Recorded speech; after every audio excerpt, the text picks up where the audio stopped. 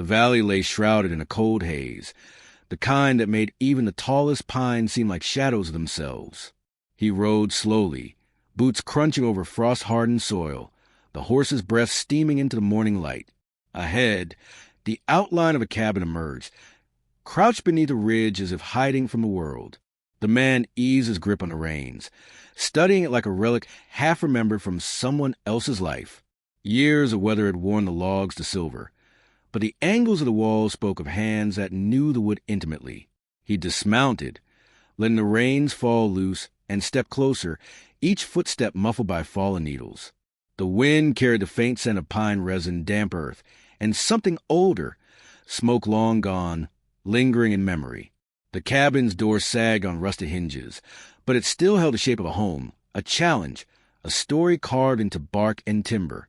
He ran his hand over a corner log, fingers tracing the small grooves left by an axe long since sharpened to perfection. The rough texture spoke of care, of patience, of a life measured in seasons rather than minutes. A shiver ran down his spine, not from cold, but from recognition. This place remembered things he could not yet name. Inside, the cabin smelled of earth and shadow. Dust motes drifted in the narrow shafts of light that escaped through cracks in the roof. He dropped his pack near the fireplace, a cavity lined with stones that had once held warmth for men long vanished.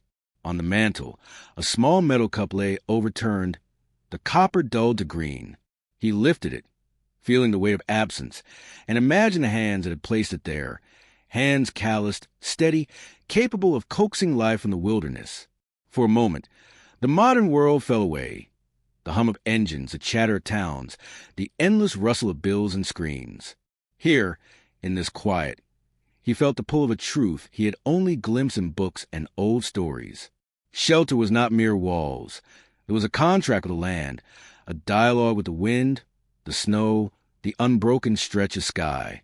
He explored further, stepping over a fallen beam, brushing aside a thin layer of pine needles that had drifted inside. Each corner held evidence of deliberate choice. A notch cut to fit a beam, a stone pressed to steady the hearth, a plank replaced with care. The cabin was alive with the memory of its maker, and with each step, he felt himself drawn deeper into that life. He crouched beside the hearth, resting his palms on the cold stone, and wondered what it must have been like to live with the land as both adversary and companion. The wind outside rose, rattling the remaining windows, and he imagined the storms it had weathered, the nights when a man had stared into the fire, listening to the valley speak. By late afternoon, the sky had shifted to a bruised orange, shadows stretching across the valley floor. He gathered small branches and kindling, arranging them with careful hands as if he, too, could coax warmth from the cabin. The first spark caught, a tiny flare that blossomed into a low, steady flame. The room glowed with movement, firelight dancing on the walls, painting shapes that might have been ghosts or memories. He watched them, entranced, feeling the pulse of the place beneath his feet. There was comfort here, yes, but also a weight, a reminder that the man who built this cabin had left more than timber behind. He had left a code, a way of inhabiting the world with awareness, respect, and patience. Outside, the wind shifted, and the first bite of night crept through cracks. He wrapped himself in a coat and stared through the doorway at the valley beyond. The distant ridge caught the last light of the sun, the peaks glowing like embers, a mirror of the fire he tended. He felt an unfamiliar tightness in his chest, a mixture of awe and unease. The cabin had welcomed him, but it also demanded something he could not yet name. He crouched by the fire, letting the warmth seep into his fingers, and whispered to the empty room, half in question, half in confession. What did they know that we have forgotten? The wind rose again, carrying a whisper through the slats. He did not flinch. Instead, he listened, knowing the night would not give its answers easily. Outside, the valley deepened into shadow, and inside, the fire threw tall, trembling shapes against the walls. He leaned back, feeling the cabin's bones beneath him, steady and enduring. He had come seeking a place to rest, but found a presence instead, patient, unyielding, and alive. The night would be long and the storm might come, but he knew one truth already. This was a shelter that remembered its maker, and in turn, it had begun to remember him. The dream came unbidden, pulling him into the past before the night had fully claimed the valley. He felt the scent of fresh-cut pine, the resin sticky on his palms, and the sting of cold air biting at cheeks already raw from labor. In that moment, he was not himself, but the man who had first carved the cabin from the bones of the mountain. Every sound was sharper here. The snap of a falling branch, the hum of a distant creek, the whisper of wind through needles that had never bent to the weight of snow. He raised an axe, its steel edge glinting in the slanting sun, and felt the rhythm of labor pulse in his arms. Each swing was a sentence, each cut a declaration of intent. He would endure, he would build, he would exist. The trees stood like silent sentinels, judging which were worthy of life, which could shelter a man from storm and winter. He circled a tall pine, measuring its girth with a practiced eye, tapping the bark with his knuckles to listen for hollow weaknesses. The forest demanded respect. It tolerated no shortcuts. The man selected his tree and, with a deep inhale, brought the axe down, steel biting into wood with a cry that echoed into the valley. Sweat ran into his eyes, mixing with the grime of bark and soil, but he did not flinch. He understood that survival was a conversation with resistance, and he had learned to speak in its language. By midday, the foundation of the cabin began to take shape. Logs, hewn by hand, lay in precise alignment, notched and fitted with patience that mocked the impatience of modern time. Moss and mud were pressed into the cracks, sealing warmth into a fortress against the cold and wind. Each placement was deliberate, a reflection of a mind attuned to subtleties of weight, balance, and endurance. The man paused often, hands resting on knees, listening. He could hear the valley breathe, a low murmur in the grass, the scrape of stone along the creek. There was intelligence here, older than men, and he sought to join its rhythm, not conquer it. As he worked, the weight of isolation pressed against him. No companion's voice echoed between these trees. No laughter softened the grind of labor. The mountain demanded more than muscle. It required patience, introspection, and courage in equal measure. His hands bore the history of toil, calloused palms, knuckles cracked, nails splintered, and yet he felt a profound intimacy with the act of creation. The cabin was more than shelter. It was a testament, a reflection of the man who dared to shape the wilderness rather than be consumed by it. Every joint, every pressed stone, was an argument against impermanence. Night approached, and the first fire was coaxed into life within the rough-hewn hearth. Flames danced, their shadows flicking across the walls still under construction, revealing a room half-born and yet fully alive. He knelt before it, warming hands and heart, listening to the crackle that spoke of both danger and sustenance. Here, solitude was not loneliness. It was clarity. Every gust of wind that rattled the new beams, every distant cry of an unseen creature, reminded him that the world outside demanded vigilance, but within he had carved a space of quiet authority. Even in triumph, the weight of responsibility pressed upon him. A storm could tear the roof from his hands. Wolves could prowl at night, and hunger was never far from the edge of thought. But he had learned that fear was tempered by knowledge and diligence, that the wilderness recognized those who honored its rules. He took a moment to carve a small mark into one of the beams, a token of presence, a signature of survival. It was not vanity, but an affirmation. I was here. I endured. I understood. The fire reflected in his eyes, twin embers of resolve and reverence. By midnight, the cabin was largely formed, a skeleton of wood and memory that could withstand the immediate trials of the mountains. He lay on a bed of straw, listening to the wind sigh against the logs, the cabin shifting slightly in response. Every creak and groan was testimony to the careful balance between human hands and natural law. He realized with quiet certainty that this place would outlast him, as all things built with attention and care do. The mountain would test it. The seasons would scour it, but the essence, the thought, the effort, the respect imbued in every joint would endure. In the darkness, as stars carved sharp lines into the sky, he felt the pulse of the valley beneath him. He was both observer and participant, both man and instrument, a thread in the tapestry of endurance that stretched across generations of those who had shaped and been shaped by these lands. The fire dwindled, leaving only glowing embers, and he closed his eyes. The weight of exhaustion was tempered by awe. He had forged not just a cabin, but a covenant with the wilderness itself. It whispered approval, a wind through the pines, a promise carried down the ridge. Those who build with care are remembered. The man in the dream faded slowly, leaving the modern traveler seated in the same cabin centuries later, hands resting on the hearth. Outside, the valley held its breath, waiting. The story was not yet complete. The cabin still had lessons to teach, and he was still listening. The echo of the past clung to the walls, guiding his fingers, shaping his thoughts, as though the mountain man's presence lingered in every notch, every stone, every shadow. The wind rose again, sharper this time, and he knew that survival, understanding, and the confrontation with the wild were only just beginning. The valley had changed while he slept. Clouds massed against the jagged peaks, dark and swollen, the wind tearing through the trees like a living thing. He awoke to the low moan of the cabin shifting beneath the storm, the logs groaning as if recalling centuries of strain. Every creak and snap tightened his chest. He rose slowly, brushing ash from the hearth, and stepped outside, boots sinking slightly in wet soil. The first drops of rain spattered across his coat, cold and biting, and the air smelled of ozone and pine. He felt the pulse of the storm in his veins, a rhythm that matched the pounding of his own heart. The cabin, steadfast and silent, waited for him to prove his worth. He returned inside, eyes scanning every corner. The walls, the roof, the hearth, all demanded attention. Each crack and splinter was a potential invitation for disaster. He stacked small logs of fire, pressed damp bark into gaps, and reinforced the weakest beams where centuries-old joints had loosened. The storm pressed against him, relentless, and he understood the cabin's language now. It was not a passive shelter but a partner, a teacher that would test him if he failed to act. The room smelled of wet pine and earth, a primal perfume that reminded him of the man who had built this place.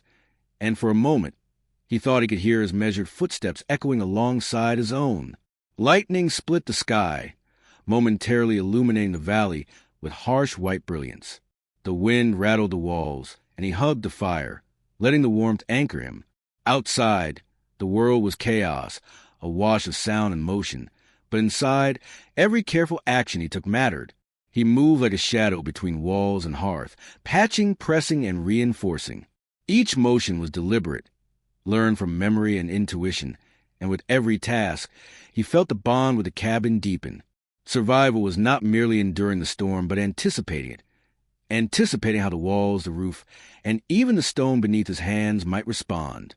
As night deepened, shadows stretched and danced across the log walls, distorted by flickering firelight. He caught glimpses of shapes in the corners, fleeting and ephemeral, as if the mountain man himself were observing, judging his diligence. The thought made his pulse quicken, but it was not fear he felt. It was accountability. The storm outside seemed to lean closer, testing both cabin and occupant. He could almost hear the whispers of old timber, a low murmur in the spaces between logs. Do you remember what it means to endure? Every detail mattered. A misplaced beam, a too thin patch of moss, a spark that could ignite disaster. He became hyper-aware of the cabin's history, of the centuries of wisdom embedded in the wood and stone. Rain turned to sleet, rattling on the roof, each strike a drumbeat of challenge. A sudden crack above made him lurch. A weakened rafter threatened collapse. Heart hammering, he grabbed a sturdy beam, wedging it beneath the sagging timber, muscles straining as the wind screamed around him. For a moment, he felt the full weight of isolation, the raw vulnerability of a man exposed to the elements with only his skill and instinct to protect him. Yet, in that vulnerability, he found clarity. He was not intruding upon the wilderness. He was participating in its laws, negotiating with its force. The storm demanded respect, and he was learning, painfully, how to give it. Hours passed in a blur of movement and tension. Every decision bore consequence.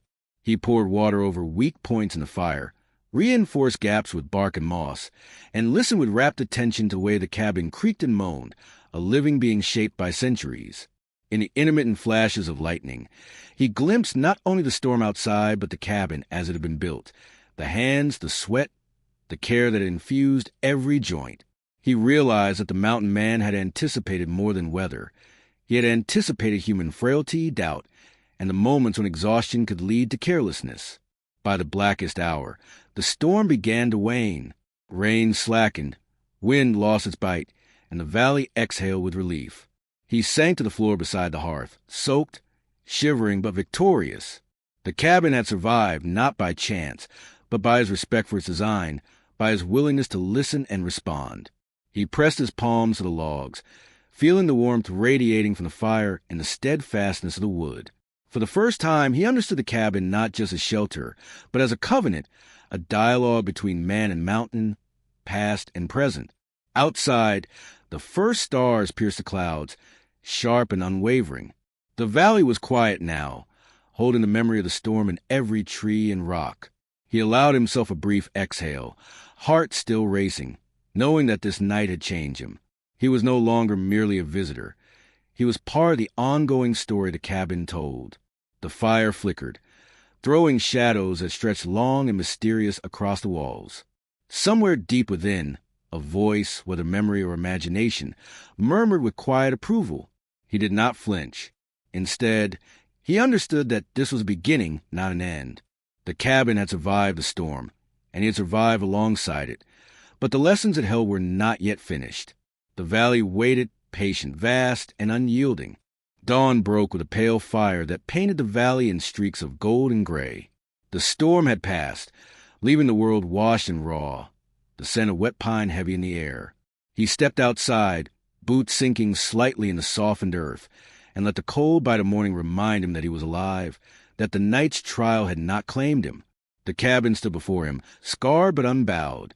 Charred edges traced the roofline. Water had seeped into crevices, and the walls bore the stubborn testament of survival. He ran a hand along a beam, feeling the ridges, the knuckles, the centuries of labor embedded in the grain. In that moment, he realized that the cabin had survived not simply because of wood and stone, but because it had demanded participation, attentiveness, and reverence from those who occupied it. Inside, the fire smoldered weakly, casting orange and gray light across the soot-darkened walls. He stoked it with the careful hands of someone who understood that life, like warmth, could be coaxed, not commanded. Each log he replaced, each crack he patched, became a small act of homage. He imagined the man who had first shaped this place, tracing the rhythm of labor and memory.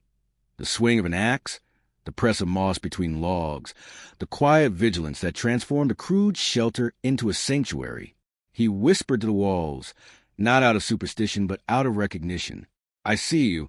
I understand." The cabin seemed to respond with a low, almost imperceptible creak, like a nod. The valley was still, yet the wind carried stories, distant rumbles, the rustle of leaves, the sigh of water over stone. He stepped outside again, observing the ridge where sunlight fractured the clouds, scattering brilliance across moss and rock. The storm had tested him, challenged his patience, strength, and resolve. He realized now that the challenge was not merely survival against the elements, but the demand to engage fully, to inhabit a space with respect, precision, and humility. The cabin had given him a mirror. It revealed a man who could endure and the one who could falter. In its presence, compromise was not permitted, only vigilance, attentiveness, and integrity. He knelt beside the hearth, pressing water-soaked hands to stone, then tracing the carved mark left by the mountain man centuries before. His pulse quickened as the realization settled. This was not an empty space. It was a continuity, a lineage of care, labor, and understanding that transcended time. He had entered as a stranger, a visitor from a world that had long forgotten how to listen, how to shape, how to endure. Now, he was part of the story, bound to the cabin by the intimate knowledge of its design, the trials of the storm, and the communion of effort and respect. The room, filled with the smell of wet wood and fire, felt sacred, a church built not of stone but timber and memory. The wind rose again, teasing the edges of the roof, and he sensed the final test approaching. A spark, rogue and dangerous, caught in a corner where charred timber met fresh patching. Heart pounding, he rushed forward, the fire licking greedily at the weakened beam. Instinct guided him. Water, bark, pressure, a dance of survival he had rehearsed in shadow and memory. Flames hissed and shrank beneath his determination.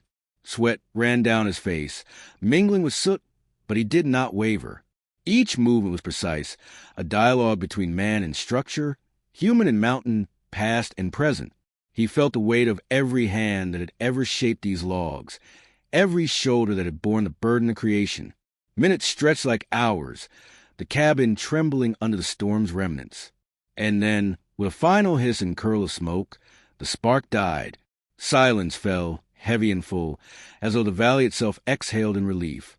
He sank to his knees beside the hearth, chest heaving, hands raw, and allowed himself a long, trembling breath. The cabin had survived, but more than that, he had survived within it, understanding finally what the mountain men had always known.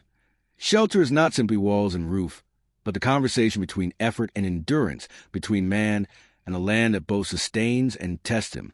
Outside, sunlight warmed the damp valley, illuminating frost-stiffened needles and the shimmer of water on stone. He rose slowly, surveying the cabin, scarred, alive, resolute. He knew it would endure storms and seasons long after he was gone, carry within its grain the story of persistence, reverence, and attention. He placed his hand once more on the carved mark, feeling the continuity of lives intertwined by purpose and care. And in that instant, he understood the full measure of what had been forgotten and what he must remember. The cabin had not merely sheltered him. It had awakened him, rooted him in a truth older than time, that survival, craft, and respect are inseparable, and that the measure of a man is revealed in how he tends the spaces that hold him. He stepped outside one last time, firelight fading behind him, the wind soft now, carrying a sense of promise. The valley stretched endlessly, patient, eternal, and he walked toward the ridge, chest full, muscles weary but steady. Somewhere in the distance, a bird called, sharp and clear, and he imagined the eyes of the mountain man watching, approving. The story continued beyond this moment, but he would carry its lesson, indelible and alive. And as he disappeared into the rising light, the cabin stood behind him, a testament, a teacher and a guardian, reminding anyone who might come after that wisdom, endurance, and reverence are never lost entirely, only waiting for the hands willing to listen and shape.